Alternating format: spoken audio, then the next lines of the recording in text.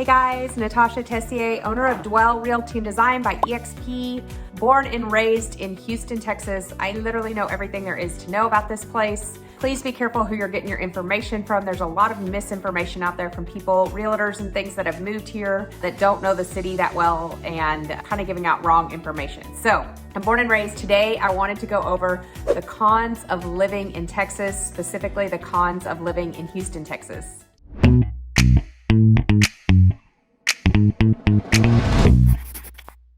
Hi there, I'm Natasha Tessier. I own Dwell Realty and Design. Please hit that subscribe button if you want to know anything and everything about living in Texas and specifically Houston, Texas. I was born and raised here. Love to help you. I do this every single day, help people move across the country. So I've been able to work with other agents on all relocating people and making it as smooth as possible. There are about 1,000 people a day moving here, so it's pretty crazy. And so I wanted to go over the cons of living in Texas. There are several. Every place has cons, pros and cons. So we all know that. I know there are a lot of people leaving California that are very frustrated, born and raised there, that have frustration. So everywhere you go, there's going to be good and bad. I'm going to go through the bad here today in Texas. So starting with, it's hot.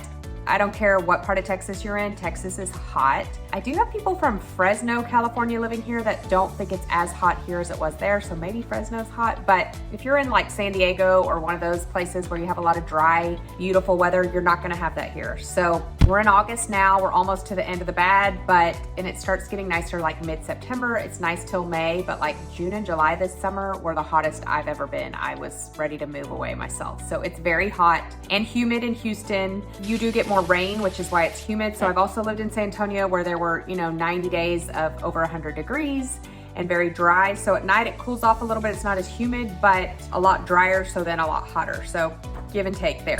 Number 2 is gonna be construction. Okay, we are growing like crazy. I live in Montgomery County, probably one of the fastest growing counties in the state. So there is a lot of construction. I don't where I am, which I live in Wood Forest right now out in Montgomery. If you're looking for an awesome master plan community, I highly recommend it. But I don't run into traffic too much, but I know as you go into the city, it can get pretty crazy. So if you are having to commute, you really wanna talk to your agent or reach out to me and I can help you. You don't want to sit in 2 hours of traffic every day. So you wanna make sure that you kind of got a good distance, unless like some people move out here and they're going to the airport at random hours, that's a little bit different. But for a regular commute every day, you wanna be careful about where you live so that your drive isn't insane. So there is a lot of construction, it just comes with the growth of anywhere. Okay, number 3 are property taxes. So we don't have a state income tax. We're one of the only states. I know Florida doesn't, I can't remember who else, but we do have property taxes. That property tax, I've done a whole video on it. I would love to hear what property tax you're paying. I'm always curious what everybody else is paying. Here in Wood Forest, I'm paying 2.69% of the value of my house, and we're actually building in an older neighborhood and it's gonna be 1.79. It can be all the way to 3.6. The newer the community, the higher the taxes because they're still paying off infrastructure. So if you want a brand new home, you're gonna pay probably over 3%.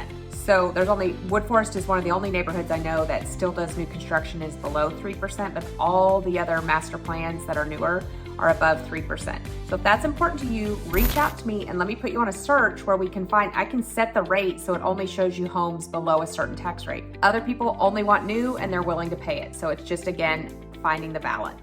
Hurricane season is number 4. I've lived here my whole life. I've lived through Harvey. I've lived through Ike. I've lived through Hurricane Alicia in the 80s. Can they be a pain? Yes. Do you lose power sometimes? Yes. But it's not the end all be all. A lot of people would like to have a generator so they never lose power. The longest I've lost power is 1 day, except like my family lives further in the city, and during Hurricane Alicia in the 80s, I remember we had to move to a hotel because we lost power for like 3 weeks. So, yes, it's nice to have a generator as a backup. Most of it though is more just losing power and not so much on the flooding. The further you're in, so if you're on the east side of Houston and you live right off of Galveston, you're gonna obviously be a lot more impacted by hurricane season because, you're 20 minutes off the coast. Out where I am in Montgomery, I'm probably an hour and a half from the coast, so it's not as impactful. And I was talking to somebody today who has lived here a long time. They always leave town when, a hurricane comes and their power goes out. Their kids are grown and gone, so that's what they do. I don't know. I think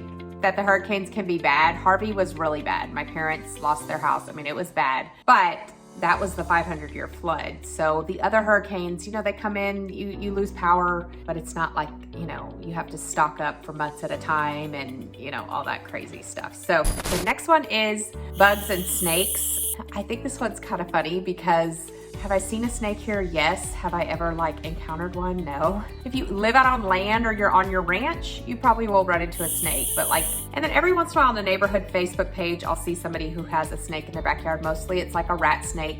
But there are, you know, water moccasins and dangerous snakes, obviously. They don't want to mess with you and you don't want to mess with them, so it's not really horrible. As far as like the bugs, I feel like there are mosquitoes, and I guess there are different bugs here than elsewhere. But, you know, like when I go to Montana in the summers, there's tons of mosquitoes. Like, it's crazy. So I don't know, maybe we have different bugs. I've never seen a scorpion. I know they have them in San Antonio. My sister deals with them.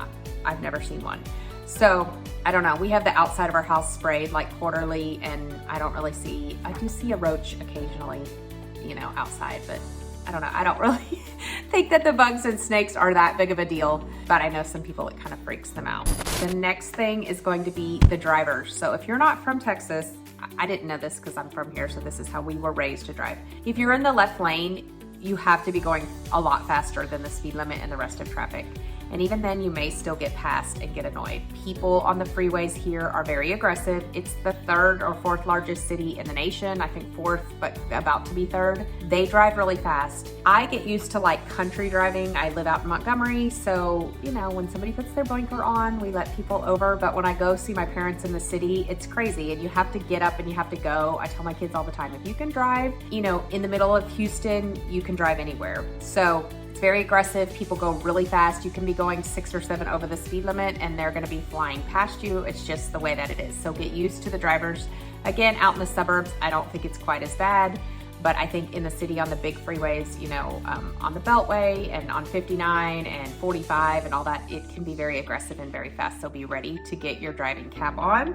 Okay, so the last one is, and it depends on who you talk to, if this is a pro or con, but we are an open carry state. So people can carry their guns into the grocery, into anywhere. I mean, they don't wave them around. They don't obviously take them out, but it is legal to carry. So people in Texas, they like God, they like guns, and they like their flag. They like the Texas flag. They like the American flag. It's a very prideful state. So if that bothers you, then Texas may not be the place for you because it is an open carry state. So anyway, I just wanted to go over some of the cons with living in Texas, and specifically, I would say Houston's more humid than the rest, but the rest of those apply to the whole state. I still love it here. I think the pros far outweigh the cons, but I would love to hear where you're from and maybe the cons of your area, what you'd be looking to get away from.